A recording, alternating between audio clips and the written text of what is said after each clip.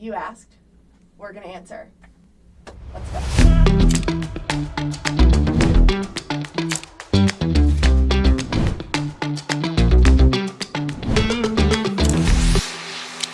We're going to talk all things pepper spray. You asked questions. We're answering them so we can get to the bottom of it. All right, let's jump right into it. Actually, before we go into the Q&A, I just thought it'd be really fun to make education fun. So we're gonna do a little spelling bee because these scientific words are complex. We're gonna start with the word capsaicin. Okay. CAPSACIN? No. You got the first three letters. Okay. Right? Capsaicin. CAPSC. What is it? How do you spell it? What is it? CAPSAICIN. CAPSAICIN? Yes. Gosh, I'm never going to get this right. Okay. That's all right. So I will just do a little educational tidbit with every word that we try to spell. Okay. So capsaicin is the most abundant, sharp, and intense compound that is typically found in a pepper. So it's the heat. So capsaicin, which we're going to mention later on throughout this podcast, is the heat component from a pepper. Okay. All right, next one. I'm probably going to butcher the pronunciation, but it's dehydrocapsaicin. Dehydrocapsaicin? Mm-hmm. Oh, is it D-E or D-I? I don't know. D-E-Hy... D-E-H-Y-D-R-O. Now, capsaicin, I don't remember how to spell that. C-A-P-S... Capsaicin... S-I-A... I don't remember. Dehydro. So did I get that right? D-I-H-Y-D-R-O. Okay. And then C-A-P-S-A-I-C-I-N. C-A-P-S-A-I-C-I-N. Capsaicin. So dehydrocapsaicin. Okay. You're almost there. We're gonna 0 for 2, but we're going strong. So that component is actually almost as hot as a capsaicin. So it's one tier lower. So it's a slightly longer burn. Okay. But not the hottest. Okay. Next word. Nordehydrocapsaicin. I feel like these just words adding, just get long. It's just adding a word onto the top of it. So Nordehydrocapsaicin. Yep. So N-O-R. Gosh, I feel like I'm back in elementary school. N-O-R-D-I-H-Y-D-R-O-C-A-P-S-I-A-S-A-I. I don't remember. C-I-N. C-I-N. Fun fact about this guy is it's another component again, but it's less pungent. Okay. But it adds the balance to the overall heat. Okay. And all these things, this is what makes a capsaicinoid, right? No, it makes it. This is there's 5 components of a major capsaicinoid. Of a major capsaicinoid. Okay. So these are the 5 things. Yeah. Okay. 5 compounds. Okay. So, all right, we're almost there. 2 more. Homocapsaicin. Okay. H-O-M-O-C-A-P-S-A-I-S-I-O-N. C-I-N. C-I-N. It's fine. We're getting there. This component, it's milder, and it just contributes to the background warmth. So again, we started from the hottest, and now we're working our way down to basically the mildest component that makes up a major capsaicinoid. Last word. It is a combination of 4 of these other components. Okay. Homodehydrocapsaicin. You got this. I know you can get 50% of If I can get this, I'm getting sweet green for lunch. Okay, done. Say the word. Say the name, Jeff. We need a sponsorship. So it's homodehydrocapsaicin. Okay.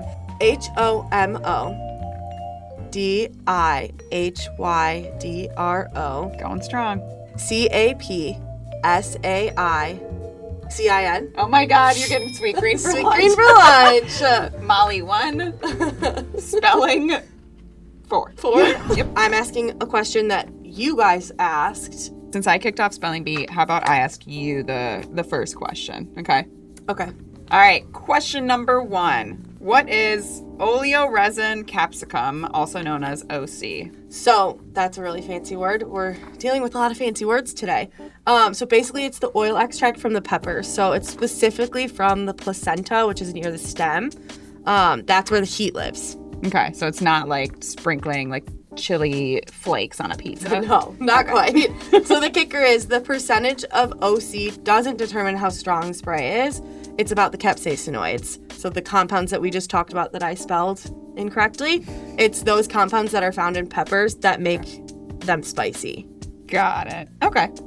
Well, now let's talk about terms, right? Because I'm sure people are still trying to wrap their heads around, like, what's capsaicin? What's capsaicinoids? What's major capsaicinoids? So yeah, let's dig into that. This is a big family, the capsaicinoids. Big family. So they're a group or a class of compounds that are found in chili peppers that produce the characteristic burning or spicy sensation. So there's different types of capsaicinoids, such as capsaicin, dihydrocapsaicin, nor-dihydrocapsaicin, all the ones that I just spelled, homocapsaicin and homodihydrocapsaicin. Together, they make up the heat profile of a pepper. So different peppers have different proportions of these compounds, which is why you would have a jalapeno, a habanero, ghost peppers. They all feel distinct because there's different compounds in each of those peppers. Got it. Okay. Because I know that like the rankings of like what determines a pepper hot is like the Scoville, units. But if we're talking about like scientific terms, like what is actually giving the heat in each of these, like ghost pepper, scorpion, whatever, it's the capsaicinoid. Yes, correct. Okay. So now talk us through. Sounds very similar, but let's talk about capsaicin. What is that? Yeah, so that's one specific type of capsaicinoid. So it's usually the most abundant capsaicinoid in chili peppers, often like 70% plus of the total. It's the primary molecule responsible for the intense heat and burning sensation. So again, this is like the individual molecule capsaicin, but it's one specific type of capsaicinoid. So let's give it like an analogy so that like the normal everyday person can understand. So let's think about like music and instruments. So a capsaicinoid would be the entire orchestra. Got it. And a capsaicin is the lead violinist. So it's the lead violinist that, so it's again one molecule, but it plays, if we're talking about like in an orchestra, it plays the loudest. It's the most dominant part of the orchestra. The capsaicin is like the, most dominant part of the family. We can talk about like the definition of a major capsaicinoid. Right. So we just went from capsaicin, capsaicinoid, and then now there's something called major capsaicinoid. What is a major capsaicinoid? So really, we were just talking about all the components that make things hot, right? Yep. So major capsaicinoids is actually like the way that us as a pepper spray company, it's how we truly measure the heat of our pepper sprays. Okay. So for example, if we're talking product, our bear spray, strongest product out of our line is has a 2% major capsaicinoid. Okay. But then when we're talking about like average day use, civilian use, like pepper sprays or pepper gels, that we have a max of 1.33% of major capsaicinoids. And then also not to forget our furry friends, we, with our dog protector line, the dog spray there is 1%. So obviously dog spray is the least, and obviously it's because it's a humane form of defense against like aggressive dogs. So then we go against people, and it's 1.33, and then bears, obviously, if you think about it, most aggressive, 2% max strength of major capsaicinoid. This question gets asked all the time. How long do sprays last, pepper sprays last, and how long do they fire for? I think this is something that most people don't know about or just don't think about when they're shopping for pepper spray, especially if you're a first timer, right? Like you're overwhelmed, right? So you're looking at the packaging, you're like, okay, what are the most important things, right? Yeah. Most people just look at, give me the strongest thing, I'll feel confident with it. But the thing that people don't think about is, well, how long is it going to protect me for, right? Like spray time, right? Like, for example, there's some competitors out there that claim that they have like the highest, the hottest, whatever MC percentage. But if you really pay attention to it, they only have like 1, 2, maybe 3 seconds of total spray time. And me thinking like, okay, we are in the city, right? Most cases, I feel like there'd be more than one attacker. So in my mind, I'm like 1 to 2 seconds.